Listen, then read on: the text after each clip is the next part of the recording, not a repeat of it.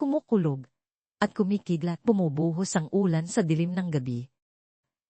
Ang barangay Silangan, isang liblib na nayon, sa Nueva Ecija, ay tila nilulunod ng walang tigil na pagpatak ng langit. Bawat patak ay naghahatid ng lamig, at bawat simoy ng hangin ay nagbabaol ng mas matinding takot sa limang magkakapatid na De La Cruz. Sa gitna ng unos na ito, ang maliit at lumang kubo na naiwan ng kanilang yumaong lolo at lola ay tila isa ring humihikbing nilalang. Aalinlangan kung kakayanin pa ang pagsubok. Si Elena, ang panganay, 18 taong gulang, ay mahigpit na nakayakap sa kanyang bunsong kapatid na si Berto, 5 taong gulang pa lamang. Nanginig si Berto, hindi lang sa lamig kundi pati na rin sa takot. Ang manipis na kumot ay halos walang silbi sa pagitan nila, at ng mapait na hangin na humahagupit sa bawat siwang ng dingding na yari sa pinagsama sa dahon ng nipa. Sa loob ng kubo, ang mumunting apoy sa kalan ay halos mamatay. Sumasayaw kasama ng liwanag at dilim na nagbabanta mula sa labas. Malapit sa kanila, nakaupo si John, 16 na taong gulang, na may matatalim na tingin na tila nakikipaglaban sa dilim. Sa tabi niya ay sina Luz, 14, at Nena, 12. Kapwa nakayakap sa sarili, ang kanilang mga mata ay puno ng pagkasikayo at sama ng loob. Ilang oras pa lang ang nakalipas. Sariwa pa sa kanilang isipan ng mga salitang humiwa sa kanilang puso. Ang walang awang pagtataboy ng kanilang tiya Bising at Tito Lito mula sa iisang bahay na itinuring nilang kanlungan. Pangapalamunin kayo, wala na kayong karapatan dito. Ang bawat letra ng mga salitang iyon ay tila paulit. Ulit na umuukit sa kanilang isip, nagbibigay sakit, at kirot na mas matindi pa sa lamig ng gabing iyon. Hindi sila pinalayas sa bahay lang, kundi pinalayas din sa pag-asa at dignidad. Naiwan sila sa ulan, sa gitna ng kadiliman, na walang sapat na damit, walang pagkain, at higit sa lahat, walang kasiguruhan. Si Elena, sa kabila ng sariling takot at pagod, ay pinilit pa ring magpakatatag para sa mga kapatid. Pinunasan niya ang malamig na noo ni Berto, habang ang kanyang sariling mga kamay ay halos mamanhid na sa lanig. Kaya natin to, Berto. Bulong niya, na mas para sa sarili niya kaysa sa bata. Inabot niya ang matitirang kaunting lugaw sa isang pinilakang mangkok at maingat na inilapit sa labi ni Berto. Kundi na lang to, para lumakas ka. Habang pinapakain ng bunsong kapatid, nakita niya ang matinding gutom sa mga mata ni John, Luz, at Nena. Ang puso niya ay tila pinipiga. Gusto niyang bigyan silang lahat, ngunit alam niyang hindi sapat. Ang kapiraso ng lugaw ay halos hindi makabubusog sa isa, paano pa sa 5. Sa dilim, ang mga mata ni Elena ay lumuha. Hindi niya gustong makita ng mga kapatid ang kanyang paghina. Pikit, mata niyang binulong ang isang panalangin. Isang munting bulong na halos lunurin ng malakas na ulan. Mahabaging Diyos, bigyan po ninyo kami ng lakas. Bigyan po ninyo kami ng pag-asa. Kahit isang munting himala po, Panginoon. Ang bawat salita ay may timbang ng bawat pagsubok na pinagdaanan nila mula nang mawala ang kanilang mga magulang at pagkatapos ang kanilang mga lolo at lola. Ngayon, naiwan sila. Walang kanlungan. Walang kakampi, tanging ang bawat isa lang ang pinanghahawakan. Kinabukasan, sumikat ang araw, bagamat mahina. Ang liwanag nito ay tila isang maingat na sulyap sa lupang binaha ng luha at ulan. Nagising si John ng pinakamaaga sa lahat, ang kanyang tiyan ay kumakalam sa gutom. Hindi niya kayang makita ang mga kapatid na magugutom. Tumayo siya. Ang mga buto niya ay tila naninigas sa lamig ng gabi. May determinasyon sa kanyang mga mata. Kailangan niyang humanap ng kahit ano, kahit isang kagat lang na makakapagbigay lakas sa kanila. Naglakad siya sa madulas na daanan ng lupa. Ang bawat hakbang ay maingat dahil sa putik. Ang tahimik na umaga ay tanging sinasagot ng tunog ng kanyang mga yabag at ng malalayong huni ng ibon. Habang naglalakad, bigla siyang natigilan. Isang maliit na langgam na halos hindi makita kung hindi niya sasalubungin ang sikat ng araw ang nasa harapan niya. Ang langgam ay abala sa paghila ng isang kapiraso ng tinapay na mas malaki pa sa kanya ng maraming beses. Namamanga si John sa tiyaga at lakas ng insekto. Sa kabila ng maliit nitong sukat, patuloy itong kumikilos. Unti, papalapit sa kung saan man ang patutunguhan nito. May kung anong kuryosidad ang nagtulak kay John na sundan ang langgam. Bakit ba ang liit? Liit nito, pero ang lakas ng loob. Saan ba ito pupunta? Maingat siyang sumunod. Ang kanyang mga mata ay nakatuon sa bawat galaw ng langgam. Ang insekto ay nagpatuloy sa paghila sa dadaanang mabatong daan hanggang sa marating nito ang isang lumang pader na bato na halos matabunan na ng mga lumot at ligaw na halama. Sa pader na iyon, may isang maliit na siwang, halos hindi makita kung hindi susuriin ng mabuti. Dahang sumilip si John sa siwang. Ang kanyang mga mata ay nanlaki sa pagkamangha. Hindi lang isa, kundi libong langgam ang abala sa pagpasok at paglabas sa siwang na iyon. Bawat isa ay may dalang butil ng palay o isang munting piraso ng pagkain.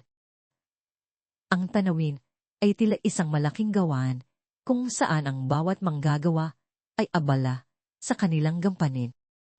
Ang mga langgam ay tila may sistema, isang organisadong hukbo na nagtatrabaho ng walang humpay. Sinanda ni John ang landas na tinatahak ng mga langgam. Ang kanilang mga yapak ay nagbigay ng isang bahagyang palatandaan sa lupa na tila isang lihim na mapa. Ang landas na yon ay umakay sa kanya pagtungo sa likod ng isang makapal na kagubatan ng mga halaman kung saan nakatago ang isang lumang bodega.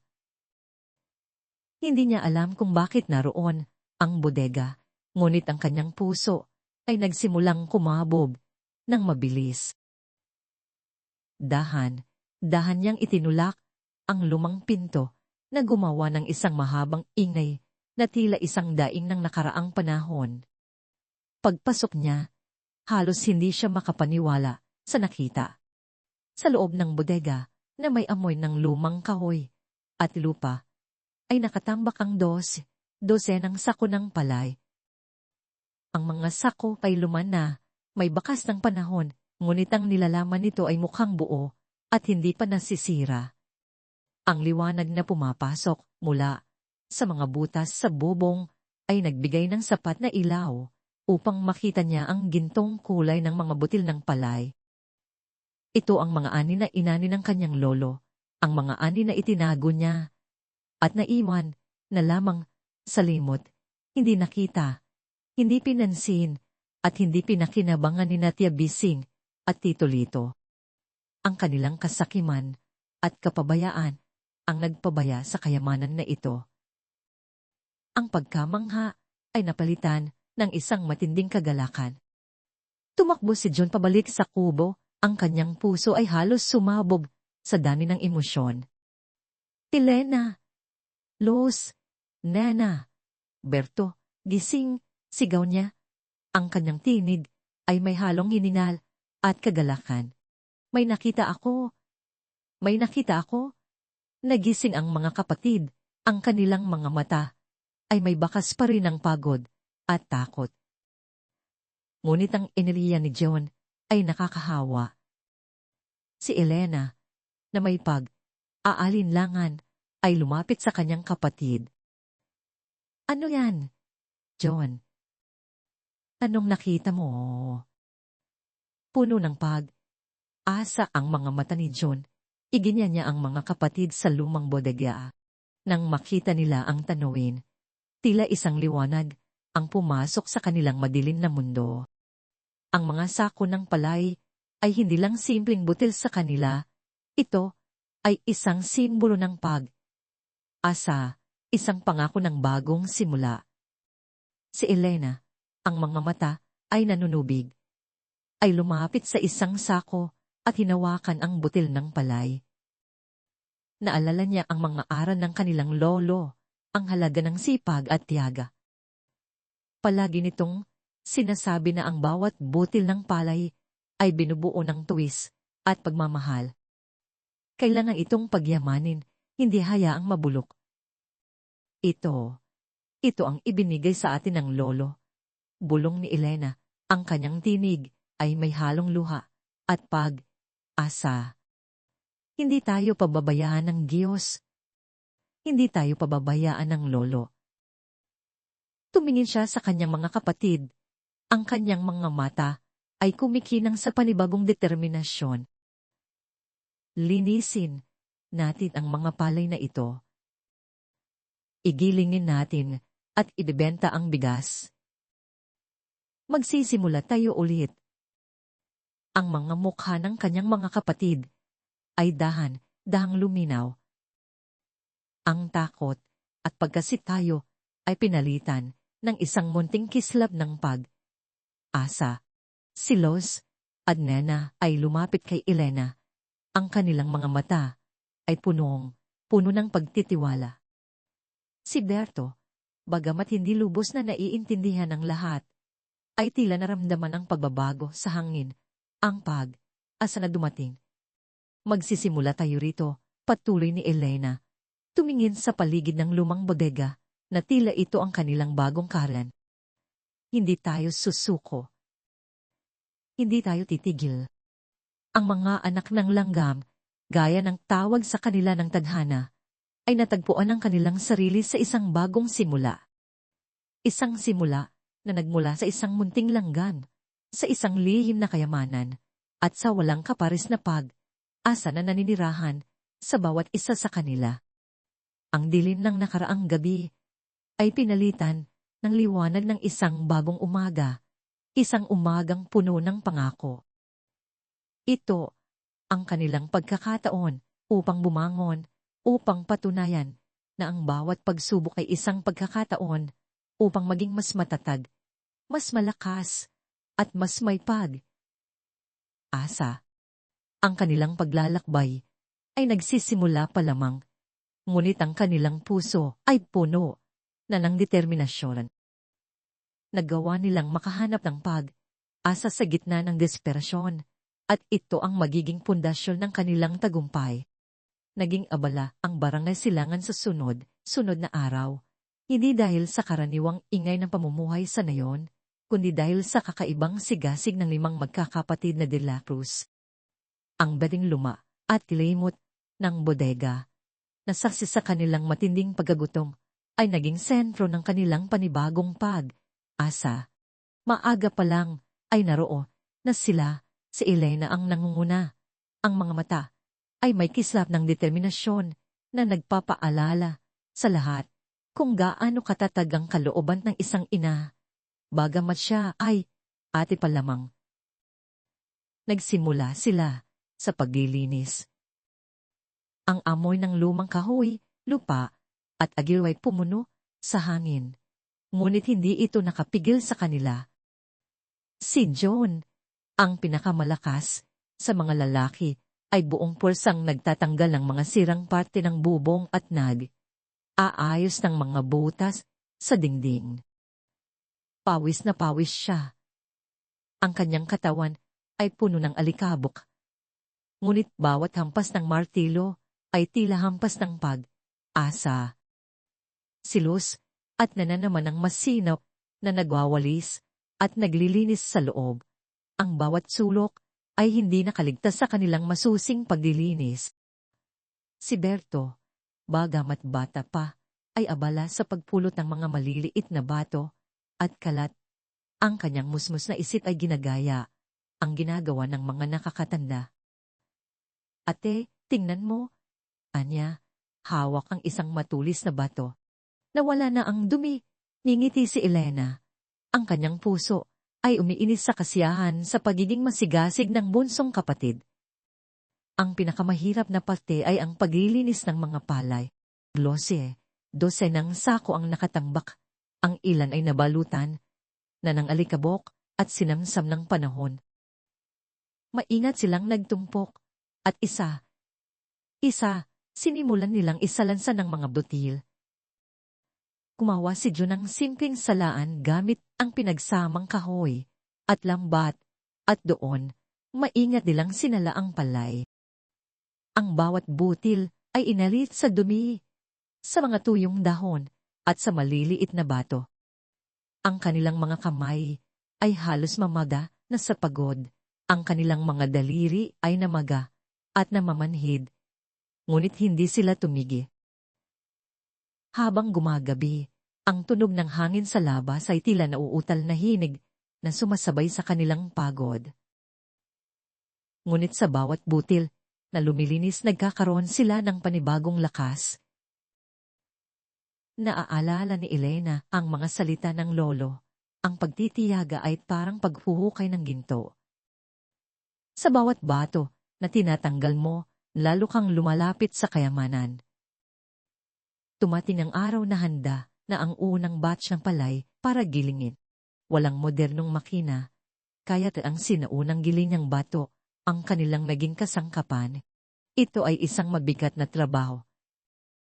Si John ang lumikha ng isang simpleng mekanismo para paikutin ang malaking bato, habang si Elena at Laos ang nagpapalit, pahit sa paglagay ng palay at pagkuha ng bigas. Ang tunog ng gilinyang bato ay bumubulong sa buong bodega, isang ritmikong uni na tila kanta ng pag-asa. Sa bawat pag-ikot, nakikita nilang nagbabago ang kulay mula sa gintong palay patungo sa maputing bigas. Ang unang sako ng bigas ay tila ginto para sa kanila. Ang amoy ng sariwang giling na bigas ay bumabalot sa kanila. Isang amoy na nagbibigay ng matinding pag-asa at kagalakan. Tara, gumawa tayo ng sarit. Sa store, sabi ni Elena, ang kanyang mga mata ay nagniningin. Gumamit sila ng ilang piraso ng kahoy at yero upang itayo ang isang maliit na tindahan sa labas mismo ng bodega. Hindi ito maranya, ngunit ito ay kanilang sarili. Inilagay nila ang ilang sako ng bigas sa loob at isinabit ang isang simpleng karatula, ang mga anak ng langgam, bigas na galing sa pagtitiyaga at pagsisikap. Ang unang araw ng operasyon ay puno ng kaba. Sino ang bibili sa kanila? Sila lang naman ang mga batang walang-wala. Ngunit ang mga tao sa barangay Silangan ay hindi nakalimot sa kanila. Nakita nila ang sipag ng mga bata, ang kanilang pagtitiis sa hirap. Ang unang bumili ay si Aling Nena, isang matandang kapitbahay na dati nang naaawa sa kanila. Magkano ang bigas ninyo? Isya? Tanong niya, ang kanyang mga mata ay may ngiti ng pag-asa.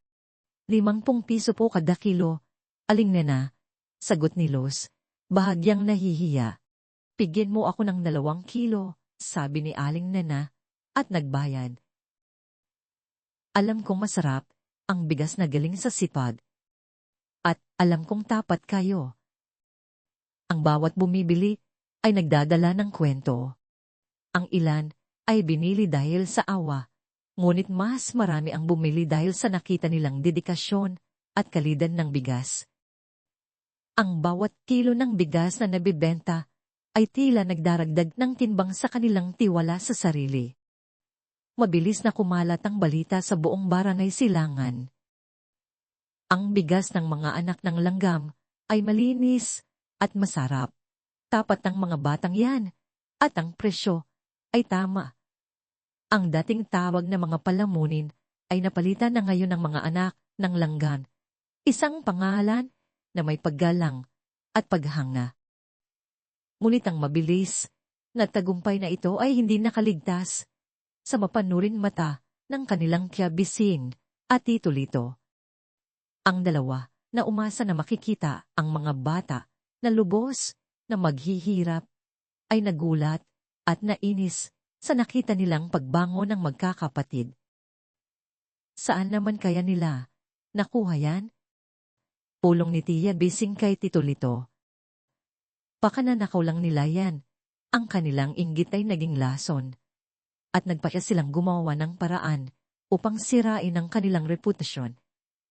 Sinimulan nilang magkalat ng masasamang balita. Sa mga tindahan, sa mga kapehan, sa mga usapan sa kalsada maririnig ang kanilang mga paninira. Ang bigas daw ng mga De La Cruz may halo raw na itis. Ang mahal. Mahal ng presyo. Kita mo na, sinasamantala nila ang mga tao. Sabi, galing daw sa bulok na palayan. Nililinis lang daw para magmukhang bago. Ang bawat salita ay tila punyal na gustong saksakin ang dangal ng magkakapatid. Nasasaktan si Luz at Nena sa mga naririnig nila. Minsan, umuwi sila na umiiyak, ang kanilang mga puso ay puno ng sakit. At Elena, bakit ganoon sila? Tanong ni Luz, ang kanyang mga mata ay namamaga. Nagtatrabaho naman tayo ng maayos, bakit kailangan pa nilang manira? Hinawakan ni Elena ang kamay ng kanyang kapatid. Hayaan mo sila, Luz. Ang katotohanan, ang mananaig, ang mga tao, ang makakakita, kung sino ang tapat. Naalala niya ang sinabi ng lolo. Huwag kang magpadala sa mga sinasabi ng ibang tao. Ang mahalaga ay kung ano ang nasa puso mo at kung paano mo ginagawa ang iyong trabaho. At totoo nga, hindi nagtagumpay ang paninira ni Tia Bising at Tito Lito. Ang mga tao sa barangay Silangan ay naging matalino na. Nakita nila ang kalidad ng bigas. Nakita nila ang sipag ng mga bata. Sino ang mas karapat, dapat pagtiwalaan. Ang mga batang halos wala, ngunit patuloy na nagsisikap. O ang mga tiya at tito na nagtaboy sa kanila. Sa huli, ang pagtitiwala ng komunidad ay naging kanilang pinakamatibay na depensa. Bawat customer na bumili ay tila isang boto ng tiwala. Isang pagpapatunay na ang mga anak ng langgam ay hindi kailanman nanloko. Ngunit ang pagsubok ay hindi lamang nagmula sa tao. Isang gabi, habang mahimbing na natutulog, ang magkakapatid sa kanilang naayos na kubo, isang nakapangingilabot na balita ang dumating. May paparating na bagyong kalayaan. Ang bagyong kalayaan ay naging isa sa pinakamalakas na bagyo na dumaan sa Nueva Ecija sa loob ng maraming taon. Ang hangin ay tila galit na nagnangalit, umahagupit sa bawat puno at bahay. Ang ulan ay bumuhos ng walang tigil, tila gusto nitong lunurin ang buong nayon. Sa gitna ng dilim at ng nakabibinging tunog ng bagyo, nagising ang magkakapatid. Ang kanilang kubo, nakakagawa pa lang, ay hindi nakayanan ng lakas ng hangin. Isang malakas na hampas ang narinig at ang bubong ay tuluyang tinangay. Inilantad sila sa walang awang ulan. Nataranta sila. Si Elena ay agad na yumakap kay Berto, habang si John ay pilit na inilalayo ang mga damit sa baha. Si Luz at Nena ay kumiiyak na sa takot at pagkabigo. Ang kanilang munting budiga na pinaglagakan ng kanilang pag-asa ay hindi rin nakaligtas. Ang tubig ay mabilis na pumasok at ang ilang sako ng palay na kanilang pinaghirapan ay nabasa. Ang takot na mawala, ang lahat ay muling bumalik mas matindi pa kaysa sa dati. Ang mga buti na simbolo ng kanilang simula ay tila ngayon ay nakatakdang mabulok. Ate, ikbi ni Nena, ang kanyang tinig ay halos hindi marinig sa lakas ng bagyo. Wala na tayong natira. Si Los naman ay walang imik, ang kanyang mga mata ay nakatingin sa umaagos na tubig, tila nawala na ng pag-asa. Si Elena ay mahigpit na niyakap ang mga kapatid. Pilit na pinatitibay ang kanyang sarili, kahit na ang kanyang puso ay tila pinipiga sa sakit. Hindi tayo susuko, bulong niya, ngunit ang kanyang tinig ay nanginginig. Sa gitna ng kaguluhan, habang sinasagip nila ang mga nababasang sako ng palay, mayroong isang bagay na nakapukaw ng pansin ni John. Sa kabila ng pagbaha, sa kabila ng pagguho ng kanilang mundo, nakita niya ang mga langgam. Libo sila, abala sa pagdadala ng mga butil. Lumilikas mula sa kanilang nalulunod na tirahan. Bawat langgam ay may bitbit, bawat isa ay gumagapang, hindi sumusuko. Ang kanilang mga pakpak ay nabasa, ang kanilang mga katawan ay naligo sa tubig, ngunit patuloy sila. Isang matinding realization ang tumama kay John, ang mga langgam na ito, mas maliit kaysa sa isang daliri ay mas matatag pa sa kanila. Wala siyang reklamo, walang pagdadalawang isip. Patuloy sila. Kung kaya nilang bumangon, kaya rin natin. Sigaw ni John, ang kanyang tinig ay may halong pagkamangha at matinding determinasyon. Ang kanyang mga kapatid, na halos nawalan na ng pag-asa, ay napatingin sa kanya. Ang mga mata niya ay may kisilap, tulad ng araw na sumikat pagkatapos ng bagyo. Nakita ko ang mga langgam, paliwanag niya, ang kanyang tinig ay puno ng bagong lakas. Nalunod ang bahay nila, pero patuloy pa rin silang nagtatrabaho. Hindi sila sumusuko, bakit tayo susuko? Ang mga salita ni John ay tila kidlat na tumama sa kanilang mga puso. Si Elena, na halos manghina na, ay nakaramdam ng panibagong lakas. Totoo, ang mga langgam. Ang mga langgam na nagturo sa kanila ng simula, ang mga langgam na nagpakita sa kanila ng pag-asa. Bakit na sila susuko? Hindi sila nag-iisa. Inabukasan, pagkatapos humupa ang bagyo, ang barangay Silangan ay tila isang larawan ng kalungkutan. Mga bahay na nasira, mga pananim na nasira, at mga pamilyang nawalan ng tirahan. Ngunit sa gitna ng pinsala, isang kakaibang pagkakaisa ang lumitaw. Ang mga kapitbahay ay nagtulungan. Elena, heto ang baret para sa bubong ninyo. Sigaw ni Mang Tonyo, isang magsasaka, habang dala ang isang malaking piraso ng bat. Naroon kaming sobrang kahoy dito, John. Pwede ninyong gamitin para ayusin ang bodega ninyo, sabi ni Aling Sita. Huwag kayong alala sa pera, Elena. Bulong ni Kapedring, ang matanda sa nayon. Pwede kayong umutang sa akin, walang interes. Basta't makabangon kayo. Ang mga anak ng langgam ay hindi kailanman nakalimot sa kabutihan ng kanilang mga kapitbahay. Sa tulong ng bayanihan, mabilis nilang naayos ang kanilang kubo at bodega. Sinagit nila ang mga palay na hindi pa tuluyang nabasa, pat sa tulong ng araw. Pinatuyo ang mga ito. Ang bawat tulong na kanilang natanggap ay nagpatindi sa kanilang pasasalamat at determinasyon. Hindi lang nila nabuo ang kanilang sarili, nabuo rin nila ang mas matibay na koneksyon sa kanilang komunidad. Ang sari, sa story ng mga anak ng langgam ay muling nagbukas, mas matatagtay sa dati. Hindi lang ito tindahan ng bigas, ito ay naging simbolo ng pag-asa. Ang mga tao ay bumibili hindi lang dahil sa kalidad ng bigas, kundi dahil sa kwento sa likod nito. Ang kwento ng 5 bata na hindi sumuko, ng isang komunidad na nagkakaisa. Ang kanilang reputasyon para sa sipag, tiyaga, at pagiging tapat ay lalong tumibay. Ang mga ugat na bago pa lang nilang itinatanim sa tuyong lupa, ay ngayon ay bumabaon ng mas mahalin, mas matibay, at mas handa na humarap sa anumang unos na darating. Ang kanilang pakikipagsapalaran ay mahaba pa, ngunit ngayon, alam nila na hindi sila nag-iisa.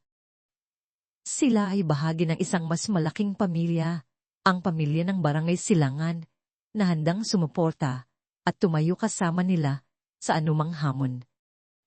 Ang paglipas ng panahon ay tila isang mabilis na ilog para sa mga dilakus.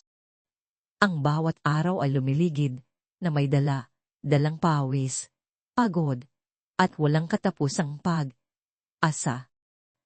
Ang maliit na tindahan sa labas ng kanilang bodega ay naging sentro ng buhay sa Barangay Silangan, hindi lang dahil sa bigas, kundi dahil sa kwento ng 5 bata na hindi sumuko. Lumipas ang ilang taon, ang mga mukha ng magkakapatid ay kunting hinubog ng pagsubok at pagpupunyagi. Si Elena, na ngayon ay halos 20 taong gulang na, ay nagtaglay na ng isang seryoso at malalim na tingin, isang tingin na hinubog ng responsibilidad at mga desisyong dapat gawin. Isang hapon, habang abala, si John, sa paggiling ng palay, sa lumang giling ng bato, isang trabahong pisikal at matrabaho at sinalus at nana, ay aasikaso ng mga customer sa tindahan, initigan ni Elena ang kanilang ginagawa. Ang ingay ng gilingan ay tila isang walang humpay na bulong sa kanyang tenga, at ang pagkapagod sa mukha ni John ay hindi niya nakaligtaan. Ang kanyang isip ay bumalik sa mga araw ng bagyo, sa takot na baka mawala ang lahat. Habang patuloy silang lumalaki at lumalawak ang kanilang mga customer, napagtanto niya na ang kanilang kasalukuyang sistema ay hindi na sapat. Ang manual na paggiling ay mabagal. Hindi laging konsistent ang kalidad ng bigas, at ang pag-aarkila ng modelong gilingan sa ibang lugar ay mahal at nagkakaroon ng mga problema sa transportasyon. Hindi ito sustainable. Hindi ito ang magdadala sa kanila sa mas malaking tagumpay. Kinabukasan, pagkatapos ng hapunan, habang ang lampara ay nagbibigay ng malambot na liwanag sa loob ng kanilang kubo, tinipon ni Elena ang kanyang mga kapatid. Si John ay nakaupo, pinupunasan ng pawis sa noo. Si Nalos at Nena ay abala sa pag-aayos ng mga resibo.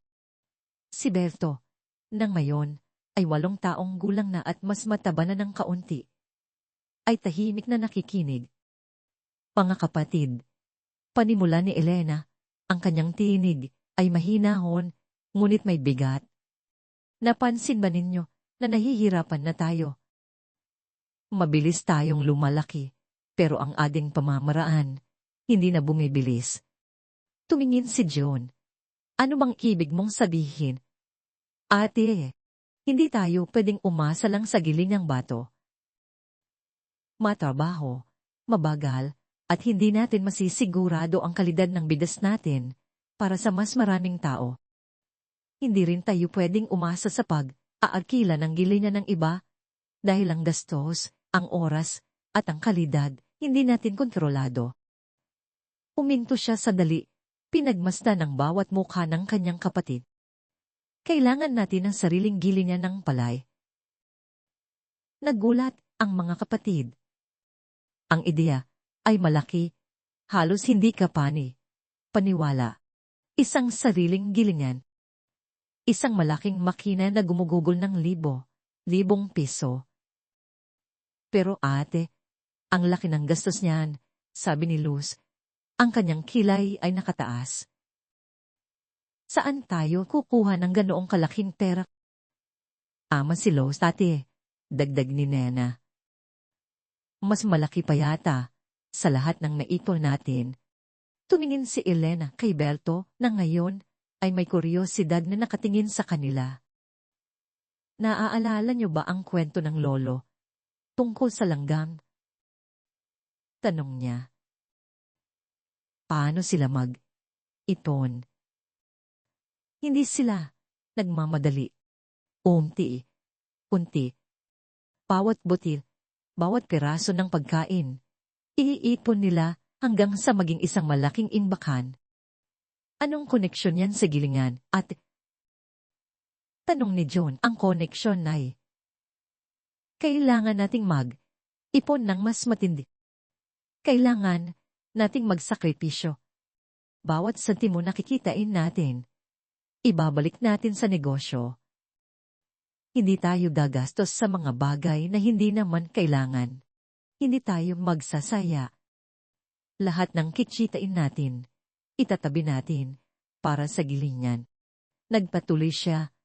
Hindi ito magiging madali. Magiging mas mahirap pa yata kaysa sa pinagdaanan natin. Pero kung gusto nating maging matatag at makatulong sa mas maraming tao, kailangan nating lumago. Ang kanyang mga salita ay puno ng pagtitiwala at determinasyon. Ang mga kapatid na nakakita na sa kanyang kakayahan na pamunuan sila sa pinakamadilim na panahon ay dahang nakaramdam ng pag-asa. Mahirap man, alam nilang gagawin nila ito ng magkakasama. Paano natin gagawin, ate? Tanong ni John. Ang kanyang tingin ay seryoso. Hindi lang naman basta iipon ng problema. Ngumiti si Elena. Ito ang plano. Lahat tayo ay may responsibilidad. Hindi lang tayo basta magkakapatid. Tayo ay mga kasamahan sa negosyo. Ito ang ating kolonya. At doon, sa ilalim ng malambot na liwanag ng lampara, nagsimula silang magplano. Si John, ang pinakamalakas at may likas na kakayahan sa pakikisama sa mga tao, ay naging procurement. Ang kanyang trabaho ay hindi lang basta bumili ng palay. Siya ang naging tulay sa pagitan ng mga magsasaka at ang mga anak ng langgam. Maaga pa lang, bago pa sumikat ang araw, umaalis na siya, naglalakad sa maduduning daan ng nayon, at sa kalapit na mga bukirin. Kausap niya ang bawat magsasaka, nakikinig sa kanilang mga kwento, sa kanilang mga problema, sa kanilang mga pangangailangan. Hindi siya kailanman nagtangkang baratilyo ng presyo. Tumibili siya ng palay sa presyong mas mataas at mas patas kaysa sa karaniwang presyo sa merkado at lagi siyang nagbabayad ng cash. Hindi kami tulad ng iba, Mang Nestor, sabi ni John sa isang magsasaka. Alam namin ang hirap ng pagtatanim. Kaya sisiguraduhin naming patas ang bayad sa inyo. Unti, naging pangalan ng tiwala si John sa mga magsasaka. Kung kailangan nilang ibenta ang kanilang ani, hindi sila nagdadalawang isip na hanapin si John. Alam nilang sa kanya, hindi sila lolokohin. Ang dating mga kahirapan sa pagkuha ng sapat na supply ng palay ay unti-unting nawala. Si John ay nakabuo ng isang matibay na network ng mga magsasaka na tapat sa kanila, hindi lang dahil sa presyo, kundi dahil sa paggalang at dignidad na ibinibigay niya sa kanila. Ang kanyang mga kamay ay halos laging may bakas ng lupa. Ang kanyang balat ay umitim sa sikat ng araw. Ngunit ang kanyang puso ay puno ng kagalakan sa bawat ngiti ng magsasaka. Si Nelos at Nena naman ang sales and customer service team. Sila ang muka ng tindahan. Kung si John ang nagdudugtong sa kanila sa mga magsasaka, sila naman ang nagdudugtong sa kanila sa mga mamimili. Naaalala nila ang pangalan ng bawat customer, ang kanilang mga paboritong klase ng bigas, ang kanilang mga kwento. Si Luz, na may maselan na pakiramdam, ay abala sa pagsasaayos ng mga paninda. Tinitiyak na laging malinis at kaaya-aya ang tindahan. Si Nena naman, na may masalahing personalidad, ay madalas na nakikipagkwentuhan sa mga customer. Nagbibigay ng mga payo sa pagluluto ng bigas, at tinitiyak na laging may ngiti sa kanyang labi. Kumusta po kayo, Aling Marta? Masarap po ba ang bigas natin last time?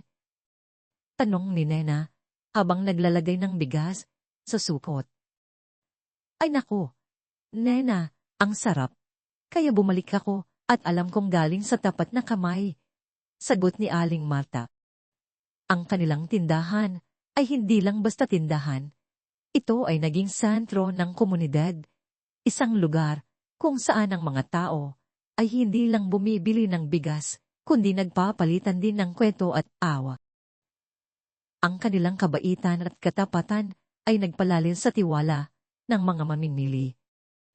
Si Elena, bilang general manager, ay ang utak ng kanilang operasyon.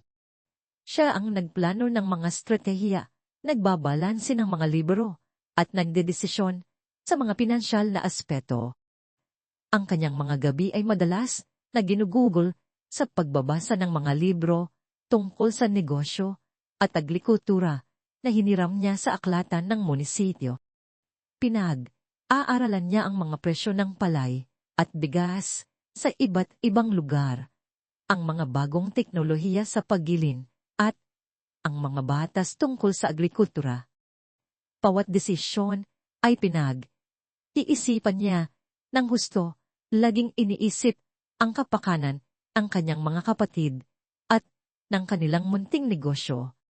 Siya ang nagtitiyak na ang kanilang kita ay hindi nasasayang, na bawat sentimo ay nailalaan para sa kanilang malaking pangarap. Ang kanyang pamumuno ay hindi authoritarian, kundi collaborative.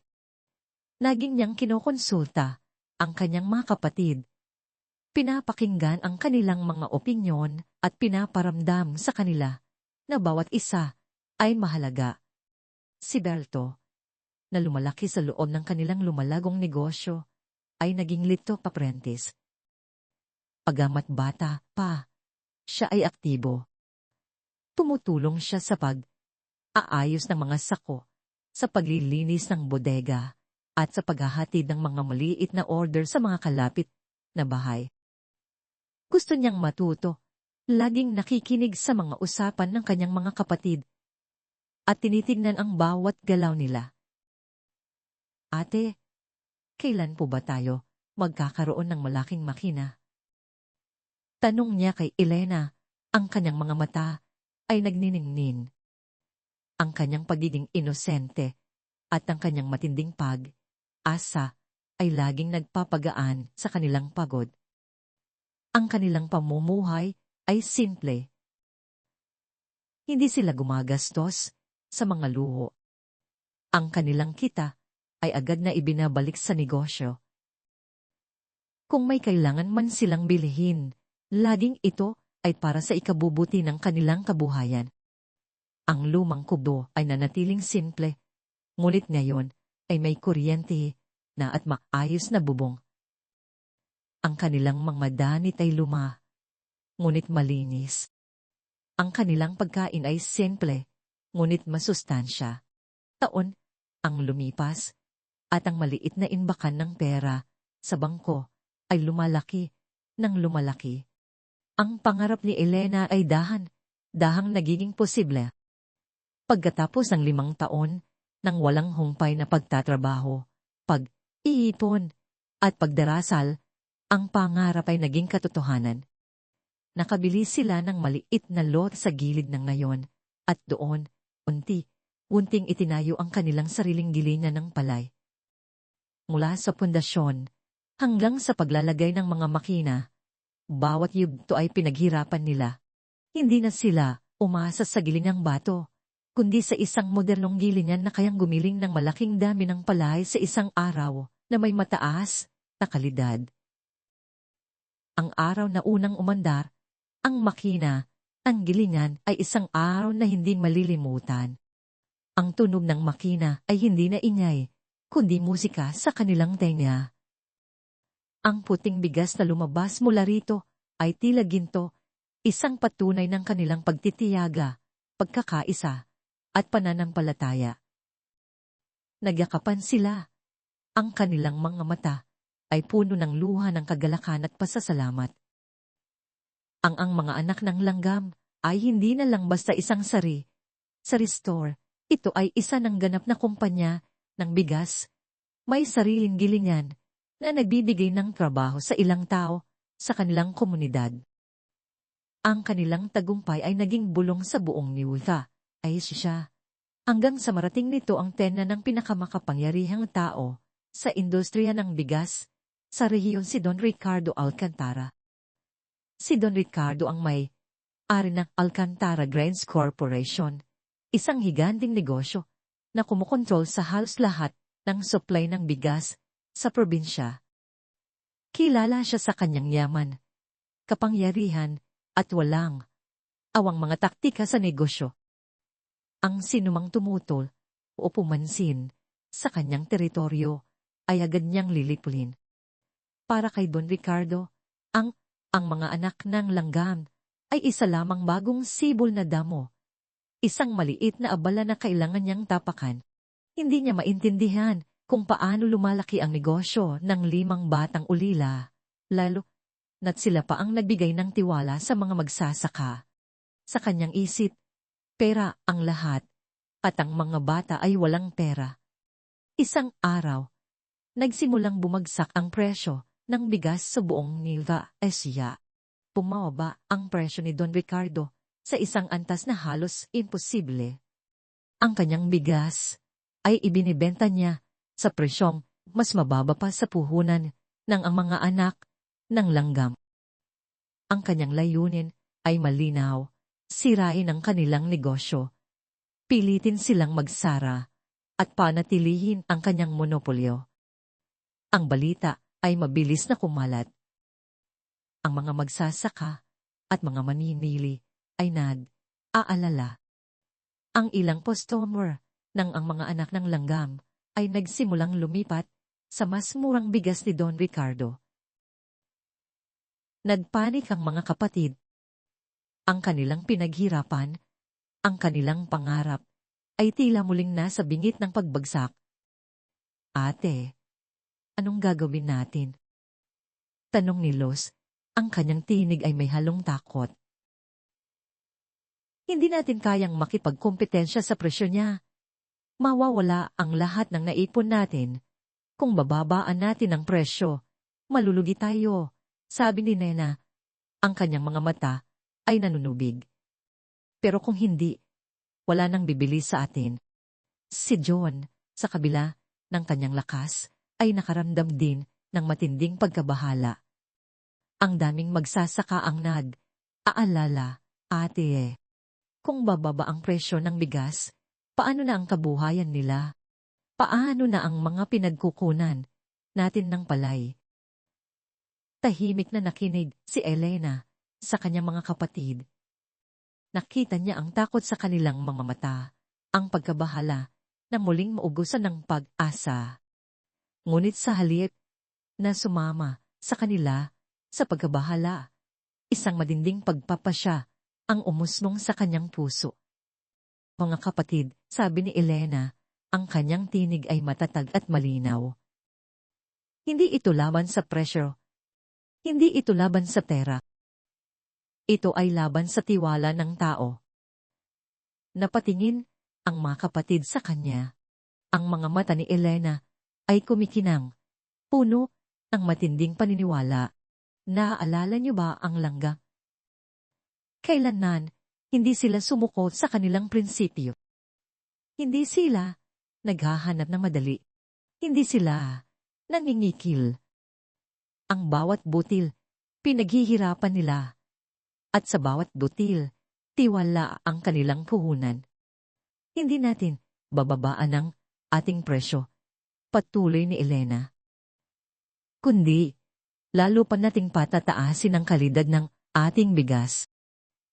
At higit sa lahat, babalikan natin ang ating mga magsasaka, ang mga kapatid ay nagulat. Ano? Ate, pabalikan natin sila. Anong ibig mong sabihin? Tanong ni John. Ang ibig kong sabihin, John, bibilihin natin ang kanilang palay sa presyong mas mataas at mas patas kaysa sa ibinibigay ni Don Ricardo. At, hindi lang iyan. Tutulungan natin sila. Ibigyan natin sila ng kaalaman kung paano magpataba ng lupa, kung paano magtanim ng mas magandang klase ng palay. Magbibigay tayo ng mga tulong sa kanila. Ipakita natin sa kanila na hindi lang tayo basta namimili, kundi katuwang nila tayo sa pag-unlad. Ang ideya ay matapang, halos nakakabaliw. Sa halip na makipagkumpetensya sa presyo, ipinusa nila ang lahat sa tiwala at suporta sa komunidad. Ngunit ang mga kapatid, na nakita na ang talino at pananampalataya ni Elena, ay nagtiwala sa kanya. Si John ay naging aktibo. Naglakad siya, hindi lang para bumili ng palay, kundi para makipag-ugnayan sa mga magsasaka. Sa bawat bukid, ikinwento niya ang plano ni Elena. Maraming magsasaka ang nag-alinlangan sa simula. Pero Sean, mas mura ang bigas ni Don Ricardo. Paano niyo kami matutulungan kung hindi niyo kayang ibenta ang bigas? Hindi po kami nakikipaglaban sa presyo, Mang Kiko. Paliwanag ni John, ang kanyang tinig ay puno ng paniniwala. Nakikipaglaban kami sa tiwala. Kung bibili kami sa inyo ng patas na presyo, at sisiguraduhin namin na ang inyong palay ay gagawing pinakamalinis at pinakamasarap na bigas, alam namin na hindi kami pababayaan ng mga tao. At sisiguraduhin namin na hindi kayo malulugi. Kasabay nito, si Laos at Nena ay abala sa tindahan. Sa halip na pababain ang presyo, ipinaliwanag nila sa bawat customer ang kanilang misyon, ang suportahan ang mga lokal na magsasaka at ang magbigay ng bigas na may pinakamataas na kalidad. Naglagay sila ng mga poster na nagpapakita ng kanilang proseso, ang paggiling, mula sa bukid hanggang sa kanilang gilingan. Pinigyan nila ng kaunting diskwento ang mga mamimili na may dalang sariling lalagyan upang makatulong sa pagbawas ng basura. Ang kampanya ay dahang nagbunga. Ang mga magsasaka na nakakita sa katapatan ni John ay nagsimulang magbenta ng kanilang palay sa ang mga anak ng langgam kahit na ang presyo ni Don Ricardo ay mas mababa. Alam nilang mas maganda ang kinabukasan nila sa pagsuporta sa mga De La Cruz.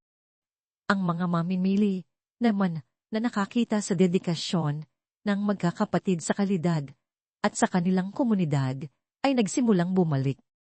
Ang dating takot ay napalitan ng isang pagkakaisa at isang pagsuporta sa kanilang sariling negosyo. Ang mga tao sa Baranas, Silangan at sa kalapit na mga bayan ay nagpalitan ng mga kwento. Hindi lang basta bigas ang binibili mo sa mga anak ng langgam, kundi isang kwento ng pag-asa at pagmamahal sa kapwa. Sumiklag ang galit ni Don Ricardo. Ang kanyang plano na durugin ng mga anak ng langgam ay nabigo. Ang kanyang presyo ay bumaba na sa halos wala, ngunit patuloy pa rin ang pagdami ng mga customer ng magkakapatid. Hindi niya matanggap na natatalo siya sa mga batang ulila. Sa kanyang desperasyon, nagpasya si Don Ricardo na gamitin ang kanyang kapangyarihan sa media. Nagpakalat siya ng mga balita na ang bigas ng ang mga anak ng langgam ay may halo raw na plastik o mga kemikal na nakalalason. Ang kanyang mga tauhan ay naglagay ng mga sako ng bigas na may kahina, hinalang halong plastik sa mga palengke, at sinisisi ang mga De La Cruz. Dahil sa mga balitang ito, nagsimulang mag-alinlangan ng ilang mamimili. Mayroong sandaling pagbaba ng benta. Nabalisa ang mga kapatid. Ngunit si Elena, na pinatibay na ng maraming pagsubok, ay nanatiling kalmado. "Huwag tayong matakot," sabi niya. "Ang katotohanan, ang ating sandata." Nagpasya sila na hindi sila babalik sa paan ni Don Ricardo. Sa halip na gumanti sa pamamagitan ng paninira, nagdesisyon si Elena na gumawa ng isang hakbang na mas matapang at mas transparent. Ibitahin natin ang mga mamamahayag, ang mga opisyal ng gobyerno, at ang mga eksperto sa pagkain, sabi niya. Ipakita natin sa kanila ang ating gilingan. Ipakita natin sa kanila ang proseso natin. Ipakita natin sa kanila na malinis, tapat, at kalidad ang ating bigdas. Ang mga mamamahayag at mga opisyal ay dumating sa gilinan ng ang mga anak ng langgam. Mayroong mga kamera, mikropono, at mga notebook. Nagsimula silang magtanong. Si Elena, kasama si John, Los, Nena, at Berto, ay maingat na ipinaliwanag ang lahat. Dinala nila ang mga bisita sa bawat sulok ng gilingan mula sa imbakan ng palay na galing sa mga tapat na magsasaka, hanggang sa makina ng paggiling, hanggang sa packaging area. Ang lahat ay malinis, organisado, at sumusunod sa pinakamataas na pamantayan. Makikita niyo po, paliwanag ni John, habang ipinapakita ang proseso ng paghihiwalay ng palay. Bawat butil ay masusi naming nililinis. Walang halo, walang dagdag, puro at natural na bigas lamang. Ang mga opisya ay nag-inspeksyon ng mga sample ng bigas. Ang mga mamamahayag ay kinunan ang bawat detalye. Pagkatapos ng masusing investigasyon, ang resulta ay malinaw. Ang bigas ng ang mga anak ng langgang ay hindi lamang malinis, kundi superior ang kalidad. Walang bakas ng plastik, walang kemikal, puro at masarap na bigas. Ang mga balita ay mabilis na kumalat. Ngunit sa pagkakataong ito, pabuo na sa kanila. Ang mga ulat ay nagbunyag sa paninira ni Don Ricardo. Ang kanyang kasinungalingan ay nabuking. Ang kanyang reputasyon na matagal nang pinanghawakan sa pamamagitan ng kapangyarihan at pera ay gumuho. Ang mga tao ay nagalit sa kanyang panloloko. Ang Alcantara Grains Corporation ay nagsimulang bumagsak.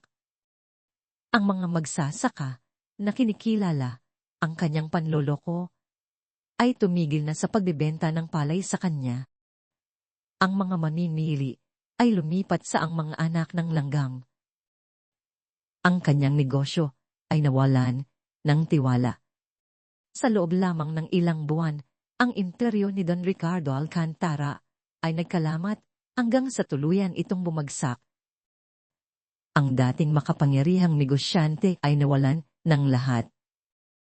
Isang araw, matapos ang ilang buwan ng pagbagsak ng kanyang negosyo, isang matandang lalaki, balikat na balikat, ang naglakad papasok sa gilingan ng ang mga anak ng langgang. Ito si Don Ricardo, ang kanyang dating mayabang na tindig ay napalitan ng pagod at pagsisisi.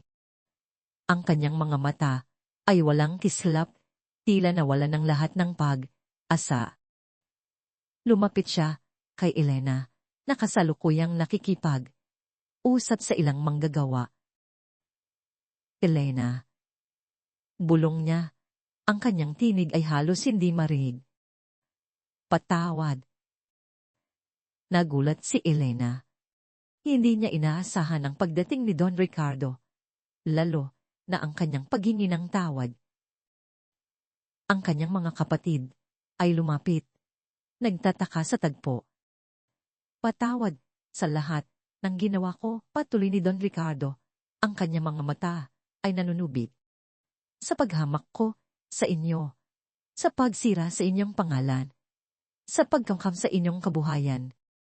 Ang akala ko Pera lang ang lahat. Nagkamali ako. Isang mahabang katahimikan ang bumalot sa kanila. Ang paghingi ng tawa ni Don Ricardo ay totoo, at ito ay nagbigay ng isang kakaibang pakiramdam sa mga kapatid. Ngumiti si Elena ng bahagya, isang ngiting puno ng pagkaunawa at hindi paghihiganti. Don Ricardo, sabi niya, ang kanyang tinig ay malumanay. Hindi po kami nagagalit. Ang importante po, natuto tayo sa ating mga pagkakamali. Lumapit si John, ang kanyang tingin ay seryoso, ngunit may bahid ng habag. Tiningnan niya si Don Ricardo, na ngayon ay halos hindi na makatingin sa kanilang mga mata. Ang tiwala ng tao, hindi nabibili ng salapi, Don Ricardo, sabi ni John. Ang kanyang boses ay malinaw at may bigat. At ang tiwala, kapag nawala, mas mahirap ibalik kaysa sa perang nawala. Ang mga salita ni John ay tumagos sa puso ni Don Ricardo. Ito ay isang aral na hindi niya kailanman matututunan sa kanyang mga negosyo, ngunit natutunan niya sa mga batang ulila na itinuring niyang kalaban. Sa harap ng kababaang loob at prinsipyo ng ang mga anak ng langgam, ang kanyang dating kayabangan ay unting nawala. Ang kanilang tagumpay ay hindi lang tungkol sa pera. Ito ay tungkol sa moralidad, sa katapatan, at sa kapangyarihan ng tiwala ng tao. Ang mga anak ng langgam ay umakyat sa tuktok ng tagumpay, hindi sa pagyapak sa iba, kundi sa pagtulong, pagkakaisa, at pagtitiwala sa tama. Ang alikabok sa hangin ay dahang lumapat sa lupa. Kasabay ng paglubog ng araw na tila nagbibigay, pugay sa isang bagong simula. Sa likod ng bodega, kung saan dati nagkubri ang mga sako ng palay na simbolo ng kanilang muling pagbangon. Ngayon ay isang nakatayong gusali ang sumasis sa kanilang tagumpay. Matapos ang matinding pagsubok kay Don Ricardo, hindi na lang basta isang negosyo ng bigas ang mga anak ng langgam. Ito ay isang institusyon ng pag-asa, isang patunay na ang kabutihan at katapatan ay mas matibay kaysa sa anumang yaman o kapangyarihan. Ang bawat miyembro ng pamilya de la Cruz ay lumago, hindi lang sa edad, kundi pati na rin sa karunungan at kasanayan. Si Elena, na mayroon ng 20 taong gulang, ay taglay na ang isang mapagkumbabang gilas. Ang kanyang mga mata ay laging puno ng lalid at pag-asa. Si John, ngayon, ay 23 taong gulang, ay naging mas malakas at mas matalino. Ang kanyang mga kamay ay hindi lang sanay sa pagtatabaho, kundi pati na rin sa pakikipag-ugnayan sa mga tao. Sina Los 21 taong gulang at nanalabing 9 taong gulang ay naging mga manghuhusay na manager. Ang kanilang mga personalidad ay nagpapakita ng kalakasan at kagandahang loob. Si Berto, na ngayon ay 13 taong gulang na, ay hindi na basta tagapulot ng basura, kundi isang batang aaral ng accounting at operation sa kanyang mga kapatid. Puno lang kuryosidad at pagnanais na maging bahagi ng lumalagong imperyo. Hindi nagtagal, ang gilingan ng palay ay naging sentro ng isang lumalagong negosyo. Ang mga magsasaka na kinikilala ang kanilang katapatan ay mas pinili ng magbenta ng kanilang ani sa ang mga anak ng langgam. Hindi na lang basta palay ang kanilang binibili. Unti, nagsimula silang bumili ng iba't ibang produkto mula sa mga magsasaka, mga gulay, prutas, at maging mga alagang hayop. Hindi sila nakontento sa iisang produkto, kundi nakita nila ang potensyal na maging tulay sa pagitan ng mga magsasaka at ng mga mamimili. Hindi lang tayo nagbebenta ng bigas, mga kapatid, sabi ni Elena sa isang magpupulong nila. Tayo ay nagbebenta ng pag-asa. Kailangan nating palawakin ang ating tulong sa mga magsasaka. Mula sa ideyang iyon, Isinilang ang kooperatiba ng mga anak ng Langgam Cooperative of the Children of the Ants. Ito ay hindi lang isang simpleng kooperatiba, ito ay isang pamilya.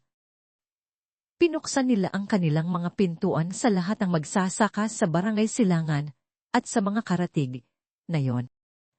Naglaan sila ng pondo para sa mga maliliit na pautang na walang interes, para sa mga buto at abono na may diskwento, at para sa mga modernong kagamitan sa pagsasaka na maaaring archilahin ng mga magsasaka sa murang halaga.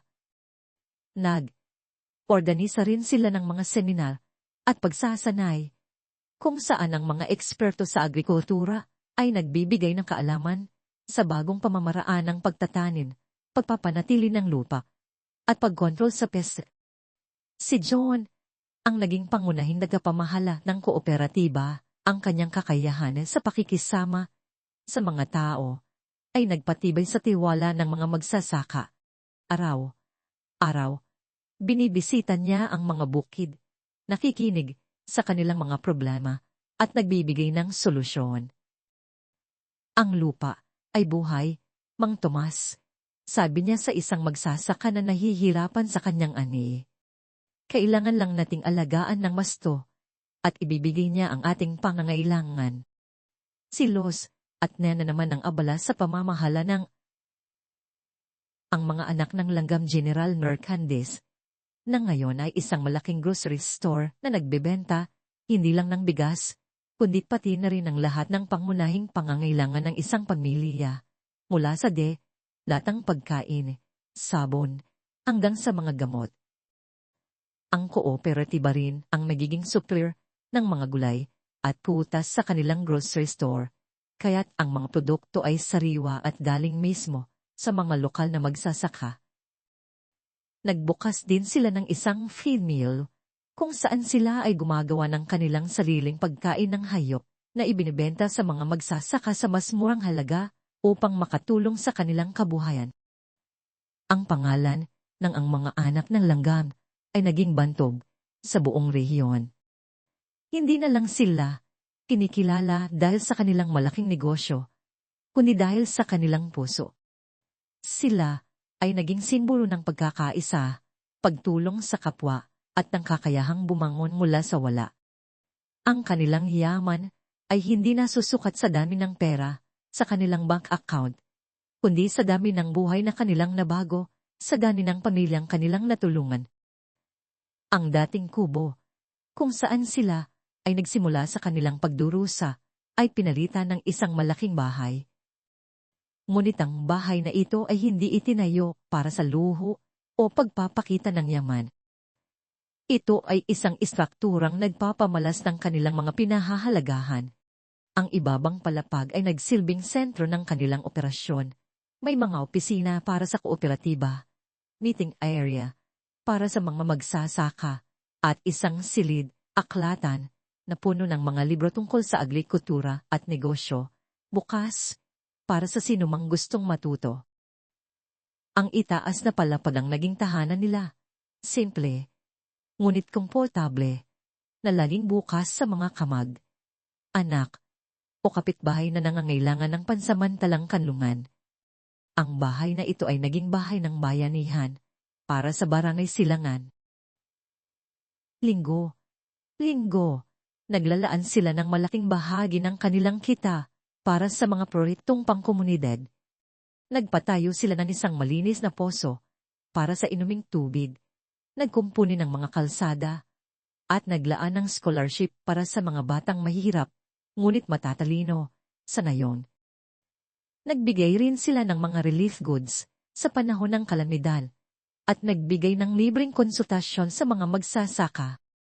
Naaalala pa ni Elena ang isang araw kung saan may isang matandang babae ang lumapit sa kanya. Ang kanyang mga mata ay puno ng luha. "Salamat, Elena," sabi ng matandang babae. "Dahil sa inyo, ang apo ko ay makakapasok na sa kolehiyo. Hindi ko alam kung paano kami magpapasa." Ngumiti lang si Elena.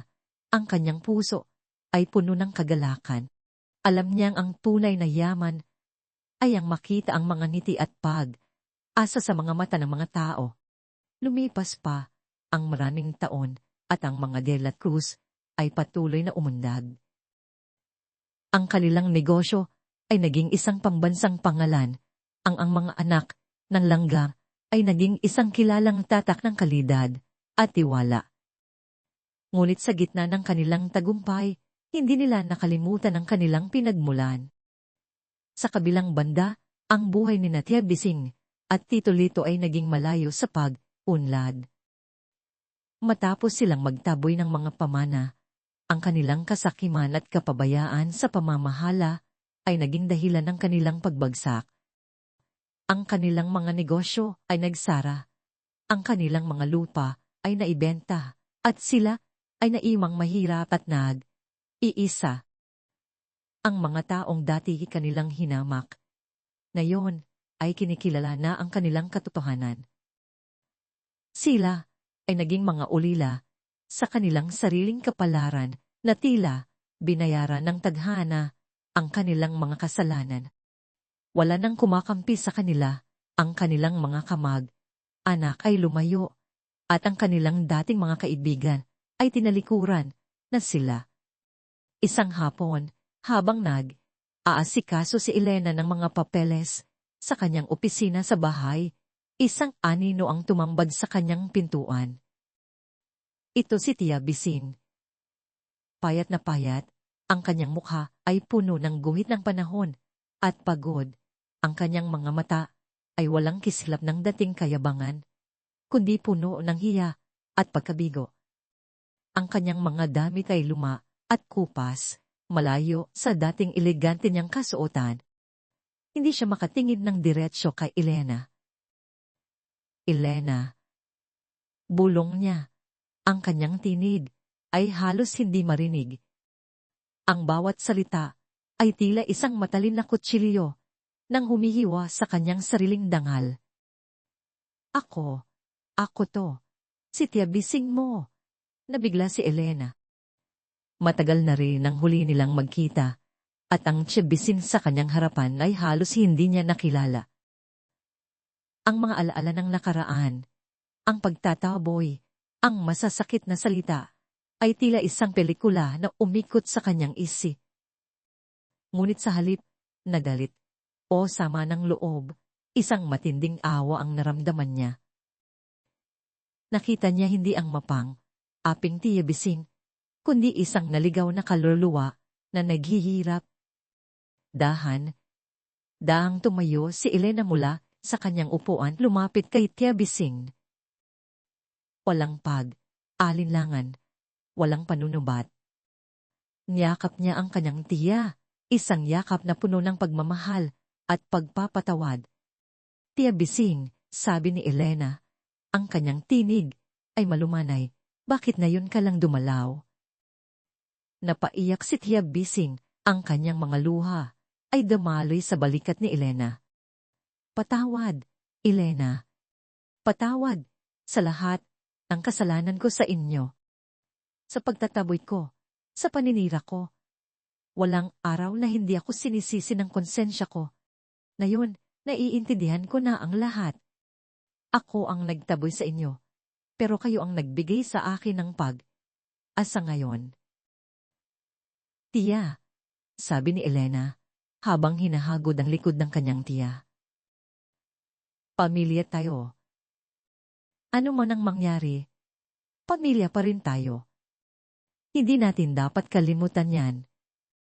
At sa pamilya, nagtutulungan. Anuman ang kailangan mo, tutulungan ka namin. Ikaw at si Tito Lito. Ang mga salita ni Elena ay hindi lamang nagbigay ng lunas sa puso ni Tia Bising, kundi pati na rin sa puso ng mga kapatid na De La Cruz na tahimik na nakasaksi sa tagpo. Ito ay isang patunay na ang tunay na tagumpay ay hindi lang tungkol sa pagkuha, kundi sa pagbibigay, sa pagpapatawad, at sa pagmamahal. Ito ang diwa ng ang mga anak ng langgam. Naging mga matagumpay na negosyante at kinikilalang lider sa kanilang komunidad. Si Elena at ang kanyang mga kapatid ay naging inspirasyon sa libong Pilipino. Sa tuwing may nagtatanong sa kanila tungkol sa sikreto ng kanilang tagumpay, mula sa pagiging mga ulila na wala, hanggang sa pagiging mga haligi ng industriya, lagi silang nakangiti. Madalas, ituturo ni Elena ang isang maliit na langgam na abala sa paghila ng butil ng pagkain sa sahig ng kanilang opisina. Dahil sa isang langga, lagi niyang sagot. Ang kanyang tinig ay puno ng pasasalamat at karunungan. Ito ang nagturo sa amin ng sipag, tiyaga, pagsuko, at ang pagtitiwala sa Diyos.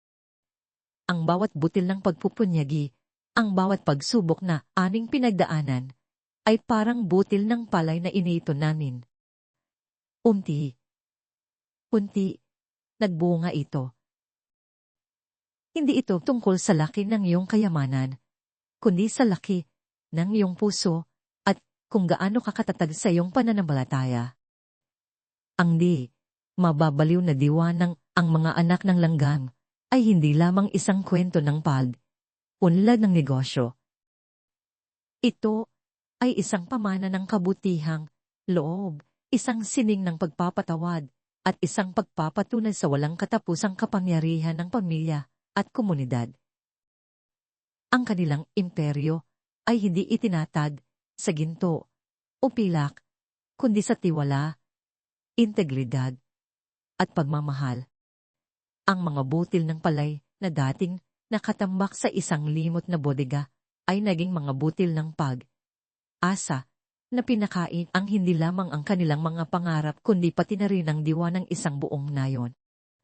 Ang kanilang kwento ay patunay na sa bawat pagsubok, mayroong pagkakataon upang bumangon at ang pinakamalaking tagumpay ay matatagpuan sa paglilingkod sa kapwa at sa pagtatatag ng isang matitinag na legacy ng pag-ibig at pagkakaisa.